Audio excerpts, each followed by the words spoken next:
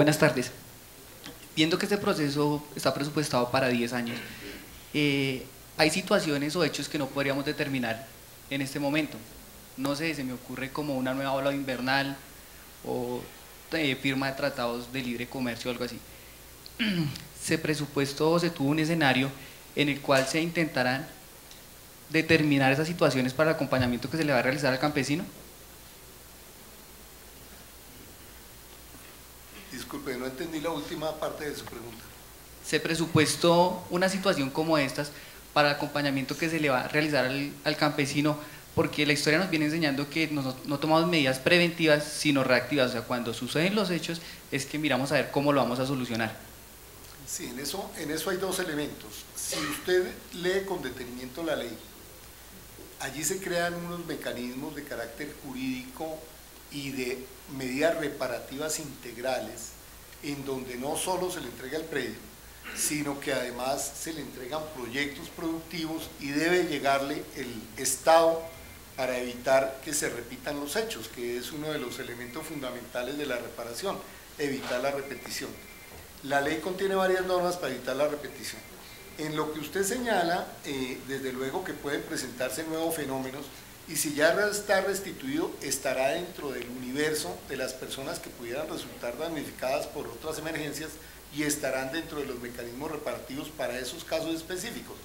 Y por otra parte, quería señalar que en esta materia, naturalmente, lo que vamos a encontrar es que la Ley de Desarrollo Rural, que en este momento está en consulta con las comunidades para presentarla al Congreso, y espero que el ministro Restrepo nos acompañe en esa parte ahora para que les dé avances sobre estos temas. La Ley de Desarrollo Rural, como lo hemos venido mencionando, pues tiene a su cargo toda la gestión de usos de suelo. Decía en alguna oportunidad el doctor Reyes que encima de cada derrumbe siempre había una casita de un campesino, porque construían donde no tocaba y naturalmente los afluentes de aguas que usan, etcétera, producían derrumbes. Entonces, esta Ley de Desarrollo Rural tiene un componente de usos de suelo y de reubicación de suelos para evitar, y además todo este tema de riegos, de uso de reservas forestales, de uso de reservas de agua, en donde lo que nos ha demostrado la emergencia invernal es que se ha venido haciendo lo que no toca. Y esta Ley de Desarrollo Rural tiene ese carácter reorganizador del uso del suelo, que será el otro elemento adicional para evitar que se repitan estas tragedias anualmente con las emergencias invernales. Buenas tardes, mi nombre es William Villegas de la UPTC. Tengo una inquietud. Se ha hablado de la sostenibilidad del retorno. ¿Qué hay de la sostenibilidad de los ecosistemas? Esta mañana el señor ministro hablaba de que la intervención del Estado iba a ser a través de las áreas de desarrollo rural, que respondería un poquito de que esta restitución se va a hacer orientada a través de las áreas de desarrollo rural. Mi pregunta es si se va a hacer a través de las áreas de desarrollo rural, que en esto tendría mucho más sentido la restitución, porque se hablaría de sostenibilidad también de los ecosistemas, porque las áreas de desarrollo rural pues tienen en cuenta toda la parte biofísica de las áreas de intervención, además que encajaría con las políticas del Estado de productividad y competitividad rural. En ese tema hay dos elementos. Infortunadamente, se requiere una gran coordinación con el Ministerio de Medio Ambiente, porque las competencias sobre la regulación del suelo y de las aguas quedaron divididas a raíz de la Ley 99. Entonces, el tema de cuencas, por ejemplo, que es un tema naturalmente de ecosistemas, es un tema que está bajo la competencia del Ministerio del Medio Ambiente. No obstante, para esta Ley de Desarrollo Rural, los principios que se han venido elaborando, porque la ley todavía no está en su etapa final, está en etapa de elaboración, han sido una gran coordinación entre el Ministerio de Agricultura y el Ministerio de Medio Ambiente. Sobre las zonas de desarrollo rural, es una idea de cómo evaluar eso, sin que las zonas de desarrollo rural quieran decir que solo quien esté en una zona de desarrollo rural alcanza el desarrollo agrícola. Pero sí hay una idea de concentrar la actividad del Estado en zonas de desarrollo rural. Ese es un tema que se está consultando y se está debatiendo, y bueno sería que usted le preguntara al ministro, que él debe tener muchos avances adicionales a los que yo le puedo dar en ese tema, pero sí le confirmo que las zonas de desarrollo rural desde luego tienen una ubicación directamente relacionada con la ley 1448.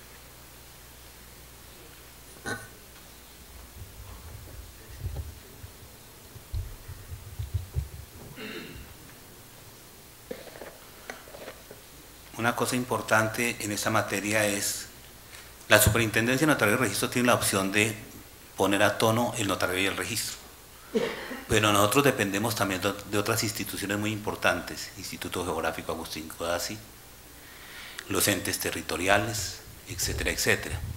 Pienso que si no manejamos el mismo lenguaje electrónico, los organismos del Estado, que serían las personas o los entes que en su momento permitirían a un notario o a un registrador hacer sus cosas bien, no hacemos absolutamente nada. Segundo, en materia de restitución de tierras, hay una preocupación, y es que si estamos en los espacios o territorio sensible, por cuestión de soberanía, por cuestión económica, de productividad, por cuestiones estratégicas de los grupos alzados en armas, ¿por qué vamos a hacerle un seguimiento a esas tierras de 2 años no más? ¿Por qué no establecemos, no ahora, sino ya en estos 2 años, una revisión en la medida que una vez que se restituyan esos inmuebles, el Estado tenga un seguimiento de tal manera que cualquier enajenación que hagan estas personas, existe un derecho de preferencial del mismo Estado? Porque si son zonas sensibles, ¿por qué ese Estado no se reserva un derecho de preferencia para readquirirlas? Y una vez readquiridas, ¿por qué no se reserva el derecho a enajenarlas con ciertas condiciones? Porque si toda la corriente de sangre que va a correr en los próximos años, que lo decía el doctor Belisario Betancur esta mañana, el peligro que tenemos, a los 2 años quedan nuevamente en poder de las mismas personas, no hemos hecho absolutamente nada, sino ha habido sangre, y no solamente de las personas, les llamo la atención, que van a obtener los inmuebles o la restitución, sino los mismos funcionarios que tienen que llevar a cabo ese tipo de tarea, que es difícil. Entonces, ¿la idea cuál es? Ya pensemos en eso, que no sean 2 años, sino que haya un seguimiento, hay un derecho de preferencia, que el Estado, sabiendo que son zonas sensibles del territorio nacional, al final, lógicamente, haga ese seguimiento. De otra manera, sería una situación de corto plazo, donde al final pasaría como ha pasado en materia de la reforma agraria, que siempre se ha hablado en el día de hoy, ley 200 del 36, ley 135 del 61, ley 160, donde se adjudica un bien, y una vez adjudicado, ese bien hace parte de una gran extensión de tierra del terrateniente, etcétera, etcétera. Entonces, como aquí se trata de ya concluir, las conclusiones que presentó a consideración de tan selecto auditorio son, primero, que así como aquí nos reunimos tantos organismos tan importantes, si la Fiscalía le dice a todos los notarios del país, vea, ojo con estas personas, y estas son las de la ciudadanía, pilas con esto que ya está bajo esta condición. Si nos hablan de una lista Clinton, pero nos dicen es Pedro Pérez González, la cédula es tal y tal cosa, etcétera, etcétera, podemos trabajar. Que nosotros metamos toda esa información en nuestro computador y hay una luz, vea, esto no se puede, esto no se puede. Pienso yo, ¿cierto? Bueno, y la otra situación es que el medio documental en este momento es demasiado fácil de falsificar. Lo único que podemos hacer frente a toda esa situación que se presenta al exterior es que todo se maneje por vía correo electrónico, firma digital, etcétera, etcétera, y lógicamente unos archivos debidamente guardados. Entonces, a título de propuesta está primero que hablemos el mismo idioma frente a esto que se viene en el futuro, pero también frente al comercio inmobiliario en general. Y segundo, que hagamos un seguimiento serio a esto, de tal manera que dentro de 8, 10, 15 años, todavía esas personas que en su momento quieren vender, porque pueden vender, por lo menos el mismo Estado que ha hecho un esfuerzo económico, un esfuerzo humano tan tremendo, por lo menos tenga un derecho de preferencia para readquirirlas. Y bajo esa concepción también pueda seleccionar o escoger a quién enajenarlas. Gracias. Yo quisiera hacer un comentario a partir de los últimos elementos que nos has dado sobre, y que el señor ministro nos va a hablar más tarde, sobre la ley de desarrollo rural. Y quisiera comentar una anécdota. hemos visto acciones muy importantes de los distintos gobiernos desde los años 60 por allá, en términos del desarrollo rural. Y yo recuerdo en mi primera función, después de que salí de la universidad, por concurso me gané un puesto en Planeación Nacional. Y una de las actividades que me correspondió fue con un grupo diseñar políticas para el medio rural colombiano. Y entonces salió del grupo la idea que discutimos con el Banco Mundial y hubo un préstamo muy importante y llamamos concentraciones de desarrollo rural integrado. Y entonces se hizo un préstamo y se definieron unas 2 docenas de concentraciones en el sur, por todo el país se regaron. Y no en todas partes hubo el mismo resultado, y casi todas fracasaron. Y aquí es donde vengo a poner un elemento importante, que es el cultural. No tuvimos en cuenta, pensamos que estábamos en Colombia, que en Colombia pues la cultura y el comportamiento de los ciudadanos y de las comunidades era la misma. Y resulta que no es así. Este es un país con una fuerza y una representatividad cultural regional muy grande. No es porque usted decida un proyecto de una concentración donde están los servicios de salud, de educación, porque de eso se trataba, que la salud, que la educación, que el crédito, que la tecnología, que todos estos servicios estuvieran en el mismo sitio.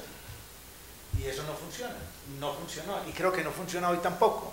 Entonces, en el sur no funcionó por algunas razones, pero en todos no funcionó porque no tuvimos en cuenta las características culturales, el potencial humano y las necesidades del territorio. Hoy en día, creo 30, 40 años después, pues una concepción de estas no sirve mucho. Y necesitamos unas visiones mucho más avanzadas y mucho más sólidas. Entonces ahí vienen los enfoques que Europa ha utilizado muchísimo, con muchísimo éxito. Claro, el éxito depende de los países. En algunos países ha funcionado muy bien, por ejemplo en Italia, en algunas regiones, que es el enfoque territorial.